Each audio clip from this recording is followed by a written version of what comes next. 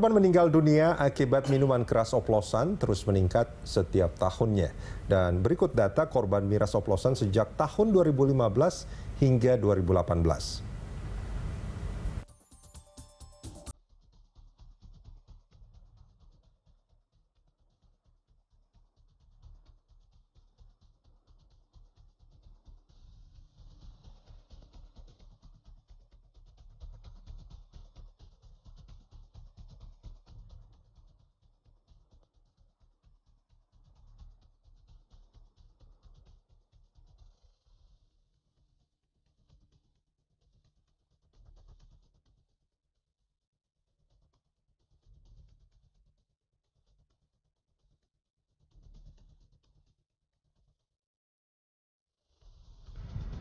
Oke. Itu yang 2018 itu 89 ya. 89. Bukannya mendoakan menjadi 98. Tapi meskipun memang potensi bertambahnya itu masih sangat besar.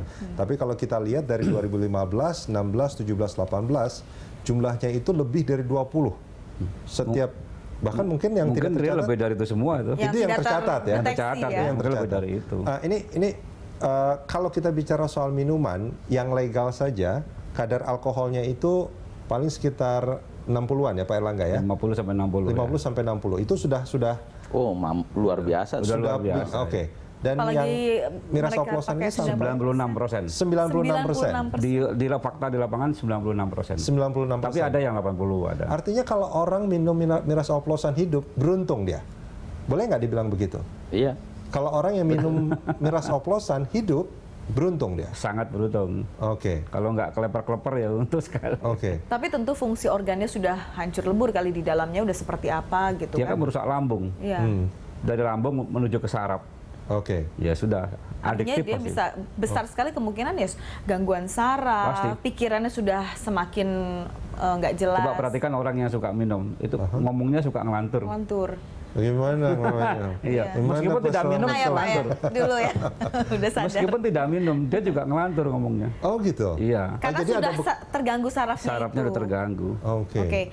Nah ini yang menarik Pak Erlangga, bagaimana peran dari orang tua kalau mereka yang sudah minum-minum sedikit, tadi kan Bapak bilang lagi nggak minum aja kelihatan.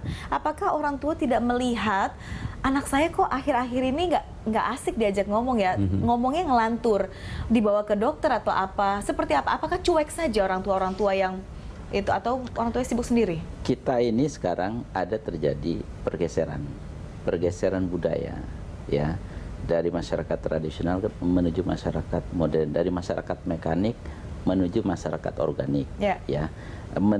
Tadinya masyarakat yang tinggi collective conscience-nya menjadi yang rendah collective conscience-nya. Nah, dari yang bekerja semua serba umum kepada division of labor yang sangat tinggi. Ya. Nah, ini kalau dulu masyarakatnya keluarga extended family cukup kuat, dominan keluarga luas, beralih kepada keluarga inti. Sekarang orang-orang lebih mengandalkan pada bapak, ibu, dan anak. Kalau dulu kan ada paman, selain bapak, ibu, anak, ada nenek, ada kakek segala macam. Ya ikut turut serta di dalam melakukan kependidikan, ya, kontrol terhadap anak-anak dan lain sebagainya.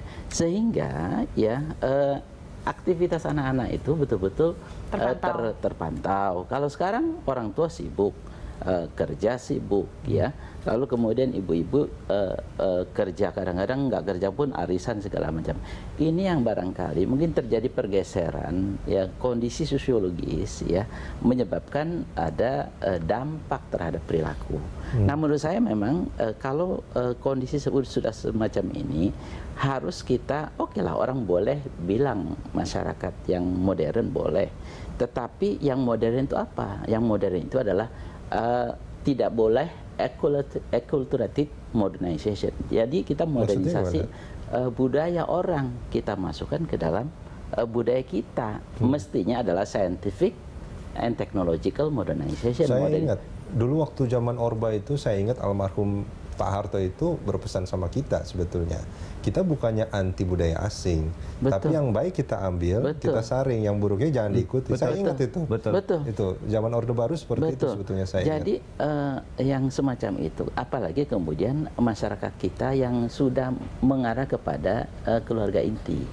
Ini betul-betul harus di ini pengawasan orang tua cukup. Artinya Anda menyalahkan ini media yang sangat masif sekali saat ini, bisa dari televisi, internet yang segala macam yang memasukkan semua budaya asing ke Indonesia? Kita memang harus serba kontrolis pada semua hal. Ya di Barat yang relatif modern pun, yaitu anak-anak diberikan pemahaman, pengetahuan.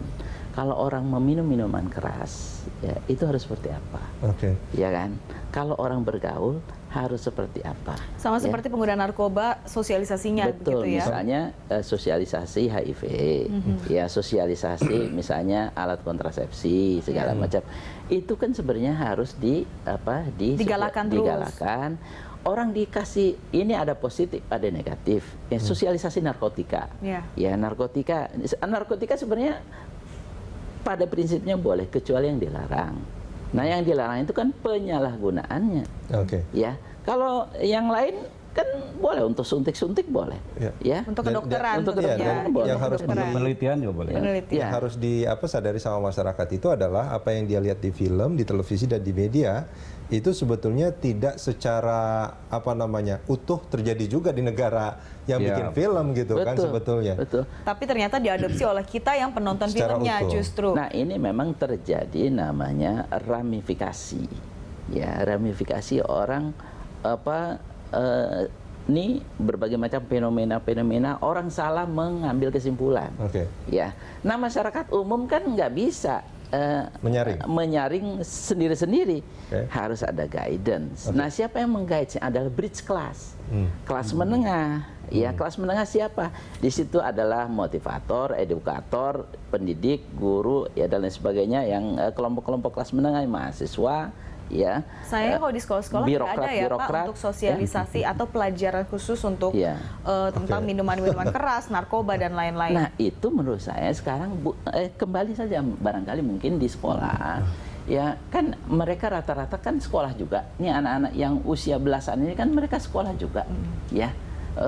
Tapi seringkali anak-anak nakal di sekolah ini adalah anak-anak yang memang dari segi kultur budayanya tidak kuat, ya, tidak kohesif, ya. Beda misalnya pesantren kan lebih kohesif, sekolah-sekolah Katolik kohesif, ya kan. Tapi anak sekolah-sekolah yang relatif biasa, ya, gurunya juga kurang peduli, gurunya juga mungkin cuma sekedar nilai yang dipentingkan. Nah, Pak Slamet, ini karena waktu kita tinggal sedikit.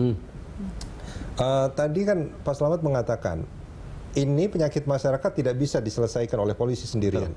Tapi paling tidak yang bisa dilakukan oleh Polri, termasuk dalam proses penyelidikan, penyidikan, penuntutan bahkan, yang bisa membuat efek jerah. Karena saya khawatir pelakunya adalah pelaku residivis. Iya, betul.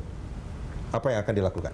Ya, yang dilakukan itu operasi pencegahan dan operasi represif harus ditingkatkan. Artinya kan kalau itu dilakukan terus tapi tidak menimbulkan efek jerah kan juga, maka itu akan berulang lagi kan sebetulnya. Harus ada.